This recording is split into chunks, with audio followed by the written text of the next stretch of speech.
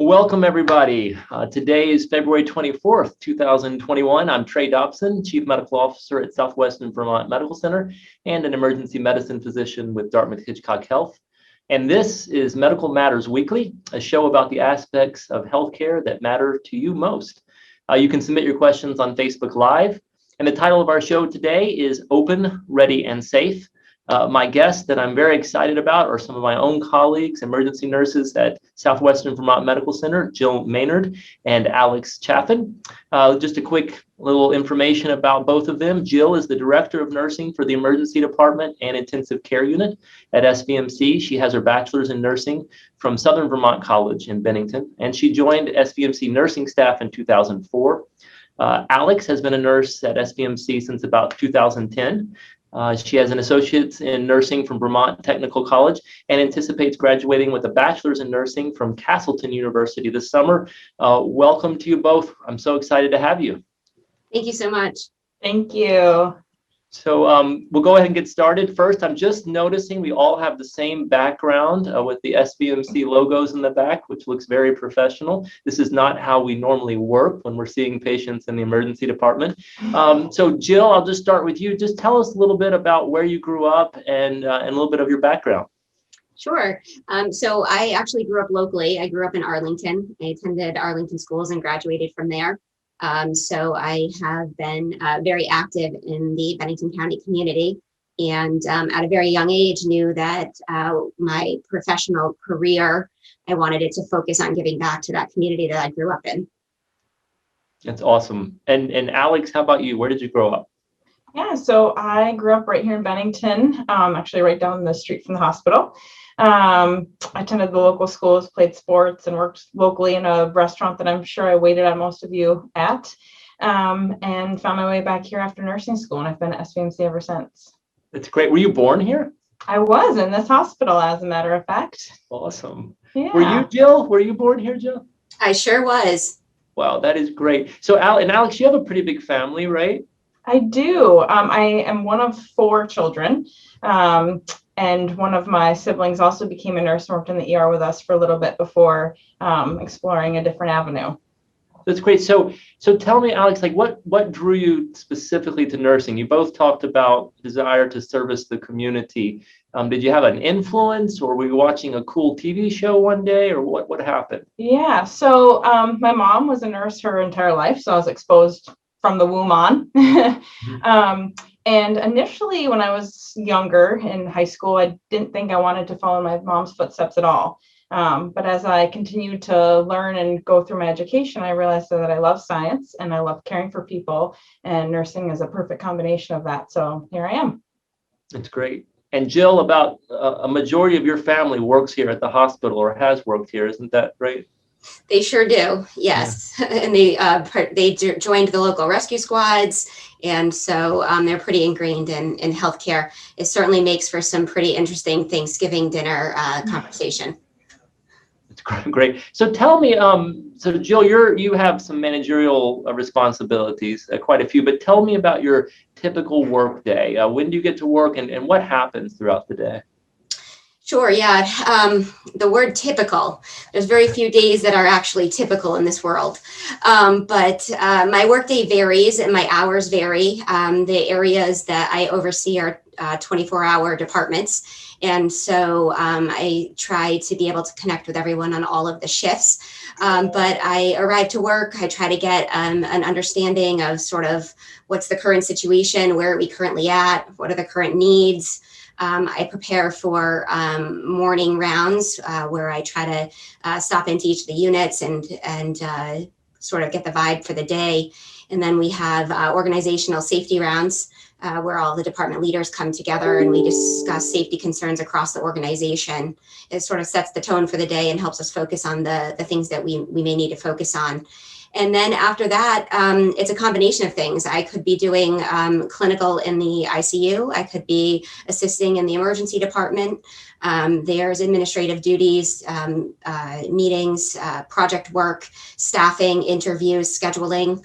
various different aspects of managing a clinical unit that I find myself doing. So each day is a little bit different, which is exciting about it. You never really know when the pager's going to go off or there's going to be a knock at the door and someone's going to need something. That's great. So Alex, I'm going to ask you a question. And as an emergency physician, of course, I know the answer to this because I happen to, this is a subject that I know well, but it's still something I get all the time. So when you're working in the emergency department, do people just come in dying all the time, or what's happening? Lots of stab wounds and heart attacks? Yeah, so a typical day in the ER is not like you see on TV. Everyone that's coming in doesn't have limbs falling off and rare flesh-eating diseases. But if you were to, we can certainly take care of you. But we get everything. We can, see patients with a tick bite who needs a tick removed from, the very serious to heart attacks and now COVID-19 patients who are critically ill and need our care. So I would say it's not as chaotic as people may think, but it's a well-organized dance that we do well. Well, that's a great way to put it, and of course my experience too. I will say that when I first started here, I was kind of concerned. Do we really see emergencies in a small community? Well, first off, it's not that small. 25,000 visits per year. There's not many hospitals in Vermont that have more than that. And second, we see plenty of pathology. But you just said it better than I've heard before. A well-organized dance. I love that. So we're ready for the difficult situations as well as what some people might think of as routine. But every patient to us is a new patient that has a need. So it's not like Grey's Anatomy or ER, I suppose. Are the relationships between the nurses and physicians like those shows, or no? Well, I would say that I've never worked with McDreamy, McSteamy, or George Clooney. And there's not as much drama as you see on those TV shows, but we do have, good friendships with the nurses, the techs, the doctors. We all work really well together, but it's not as dramatized as the TV show depicts. Well, that's super. That's what we'd hope. So what do you do, Jill? I'll start with you. What do you do on days off, and how do you spend your free time? Because I imagine as an emergency nurse, you're constantly amped up and you need that time to get away. Yeah, the days off are really important, but at the same time, it's really hard to convince yourself when you're off that you actually need to be off. And over the course of the past year with the pandemic, it really shifted my focus and helped me understand that I really needed to take care of myself, and I needed to take those days off to enjoy them. So I actually have 2 young girls, and they're very active and they're very busy. And so they keep me hopping on my days off, but we enjoy everything about Vermont, 4 seasons. And so in the winter, we love to be outdoors. We love to snowshoe, ice fish, things that are exciting and help us get through the cold weather. I recently was able to get them onto snowboards. I wish I did that years ago when they were little, before they developed opinions. But we enjoy that. I also like to sort of spend some quiet time. Being an emergency room nurse, your brain is constantly going and looking for things when you're off where you actually don't have to think about it, and you can spend quiet time to relax and rejuvenate. So those are some of the things that I enjoy to do on my time off. That's great. Work-life balance is actually, for the public listening in, is something over the past 5 years, nurses and doctors have been really trying to focus on well-being. And then, of course, the pandemic hit all of us and has affected that some. Alex, what do you do? I see you running by my house in the dark often, but what do you do in your free time? Yeah, so I spend most of my free time with my significant other and stepdaughter doing outdoor things. In the winter, we're at Prospect every weekend skiing, and this winter has lended itself beautifully to great conditions. And then when there's not 5 feet of snow, I'm running, cycling, doing whatever I can do outside to stay active, keep my body moving, and kind of, hitting on what Jill said, things that are good for self-care, but don't require a lot of in-depth thinking and thought process. You kind of just get outside and breathe the fresh air and relax. That's great. So when you've been in over the years practicing, and this is something we kind of talked about before, I'll just sort of open it. Do you have a particular story where either you had a patient that really impacted you, whether that was in a positive or negative way? And if so, can you share one of those? I tell you, just I get that question all the time at dinner, not from my family, but from friends. Say, tell me cool things that happened in the emergency department. I end up typically telling them something they're not interested in as much, but it impacted me. So I'll start with you, Alex. Do you have any of those stories? I do. Both of my parents fell ill when I was very young. Actually, Trey, you cared for my father when he was in the emergency department after one of his strokes. Mm-hmm. And they've since passed away, but I think about every single patient as one of my family members. You know, every person we see is someone's brother or sister or father, and they deserve to be cared the way we'd care for our loved ones. And that's kind of what I carry with every day. Every patient impacts me in one way or another, but again, I think about them as being one of my own. And that's why you're such an excellent nurse, as our entire team in this healthcare organization. Jill, do you have anything to add to that from your own experiences? So I would agree with everything that Alex said. And one of the things that I love about SVMC and being a nurse in this emergency department is that we have the opportunity to see every patient as a person. And every single one of them impacts us in some way, regardless of the reason that they're here. And there have been many situations over the course of my career that I've taken something with me, but it feels like I always am provided the opportunity that I need in that moment. And what I mean by that is that when I'm rushing through life and I'm forgetting, maybe where my priorities should lie, I have a patient that sort of reminds me of that. And there was a situation very early in my career. It was a young parent with a terminal illness. And this parent reminded me that of the things that they might have done differently had they known that their time with their children would be cut short. And those are things that I've taken with me, such as get in the picture. Many moms are guilty of not getting on the other side of the camera. We have all kinds of reasons why we take pictures of our children, but we don't get in them. And so it's something that I carried with me. So a lot of lessons, we've seen a lot of sadness, a lot of hurt, but also a lot of relief and a lot of happiness. And sort of every patient provides the opportunity to take a little thing with us. And those patients become part of sort of who we are professionally and personally. And it's definitely a great honor in this profession. I just have to tell you, I mean, although I've experienced all those things, the picture thing I had not thought of before or heard of, and it's beautiful. I'm going to have to start doing it because I don't think I'm in any pictures. I think I'm taking them. So I appreciate that advice. Speaking of advice, I know that there are some folks that will be listening to this, if not live, but downloadable. The show is available as a podcast, and pretty soon will be up at all of the major podcast outlets such as Spotify and Apple. And some may be interested in going into a healthcare career, including nursing. And let me just start with Alex. Do you have, one or two pieces of advice for these folks? Yeah, I would say do it. If you are interested in the medical field, specifically nursing at all, go for it. I mean, this career is amazing. You get to help people every single day in their most vulnerable time, and opportunities are endless in this career. I mean, it opens so many doors for you, and there's so many different things you can do. I would just say go for it. That's great. Jill, anything to add? Yeah, I would definitely agree with that. And there is a place for everyone. And there's a reason that there's so many different aspects of nursing. So even if you don't want to be an emergency nurse, which I highly encourage you to, there's a place for you. So definitely explore it, go into it. As soon as you're interested, get involved in the local community, join the rescue squad, come join us as a patient safety associate, get a feel for it, do some observation time. It's really eye-opening to actually get into healthcare and start looking at all the opportunities and see where you might fit. That's great. And I can say too, one advantage of nursing and other careers in medicine, you can go into it without a deciding factor of what you're going to do exactly. So that's what I think Jill was alluding to.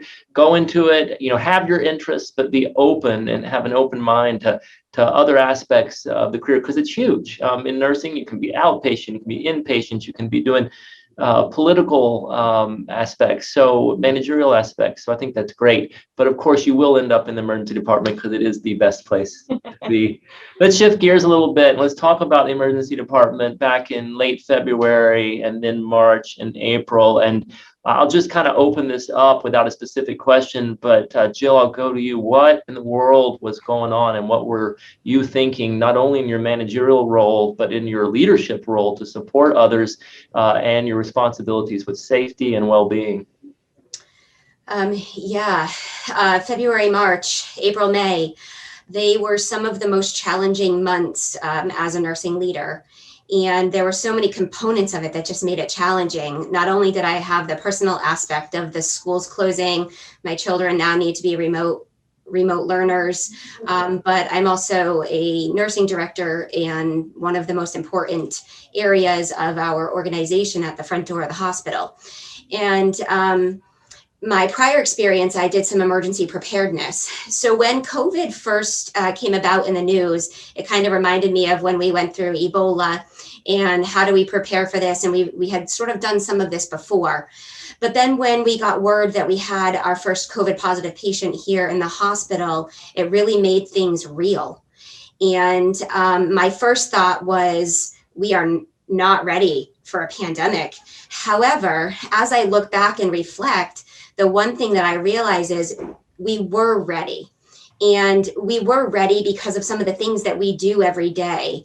And in the moment, though, I couldn't see that. But we weren't prepared for what 2020 held. But what we were prepared for is managing complex medical situations, managing large amounts of patients that needed care. We were nimble and flexible. We were prepared to retrofit our facility to accommodate the needs of the pandemic. There were many things that we were actually prepared for, but back during those few months, it certainly felt like we'd never done this before, and how are we ever going to get through it? But the organization as a whole has such a great structure. We have an incident command structure. We had never really relied on it the way that we have had to for this pandemic, but we were ready. We just had to take it as the information became available. So there was a lot going through my mind. It was incredibly stressful trying to figure out how do I learn how to lead through a pandemic while keeping staff upbeat, positive, making sure they had the equipment that they needed, the education that they needed. There in the beginning, the information was changing every day. And so it required us to look at things like, how do we even communicate? And what we had been doing may not work now.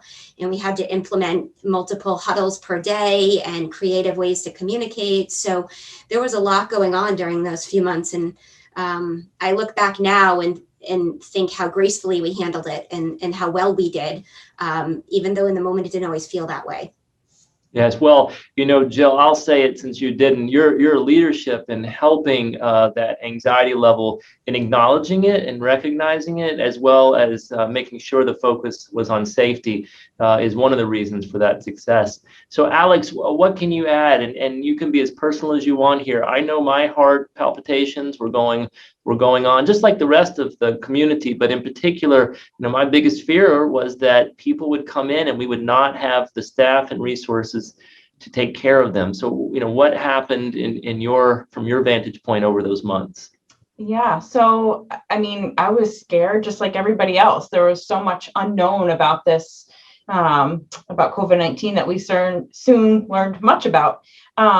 But I can tell you, every single day coming to work, because of Jill's leadership and the rest of SVMC's leadership, I felt safe and prepared to care for everybody. It's really amazing to look back and see how much work this organization did to keep us safe, to keep the community safe, how much planning went into effect. And really, that was the forefront of everybody's thought. It wasn't, where can we cut corners? It was, we're doing this and we'll look back after and be thankful that we might not need it. And I think out of everything, I felt the most safe coming to work. And I felt pride coming and being a part of this team that was ready to take on the responsibility of this unknown. It continues to be great, but looking back in that February, March, April period, it was just overwhelming. Yeah, in a good way. absolutely. Yeah. So, one of the things we saw during that time, and we still see a little bit today, is that people are delaying their non-COVID related healthcare concerns. And then unfortunately, in the emergency department, we see some of the aftermath of that. Can you tell us a little advice, maybe based on what you've seen or what you've heard from your colleagues on the dangers of waiting too long for routine medical care and emergent medical care? Yeah, so my advice to you is don't wait. We're here and we're ready to care for you. If you're concerned or you're not sure if you should come to the emergency room, maybe start with a call to your primary care doctor just to say, hey, this is what's going on. What should I do? But if you're not able to get a hold of them or you don't want to take that avenue, then seek us out. We're here and we're ready, and we want to care for you. We much rather, see you and be able to send you on your way and have a good rest of your day than to wait and delay something that inevitably could not be reversed. That's great. And Jill, you both alluded to some of the precautions and really changes that we've adopted during COVID. And some of those will certainly go away, but some will persist. Can you just give us some what your crystal ball says on things that will persist in healthcare? So I think personal protective equipment, wearing personal protective equipment will persist. I also think that some of the safety measures that we put in place to ensure that we were open, ready, and safe to care for both COVID and non-COVID patients will persist. One of the we retrofitted an area that used to be outside of our cafeteria as a well waiting. Of course, we never want patients to have to wait in our waiting room. We want to be able to get them right back and get the care that they need. But should we need to use a waiting room, we wanted to find a way to be able to have patients that were exhibiting symptoms such as fever or cough separated from those patients that might need an x-ray or have a laceration repaired. And so we have created 2 separate spaces for that. And as we move forward and look at our new ED construction, that is something that will persist. Also, the ability to delineate rooms where we have the need for enhanced precautions, and we're able to actually cohort sick patients so that we can actually separate sick from well. I think that that'll also persist. So essentially mechanisms to provide reassurance and safety that patients can seek us out if they are having medical needs that aren't necessarily infectious.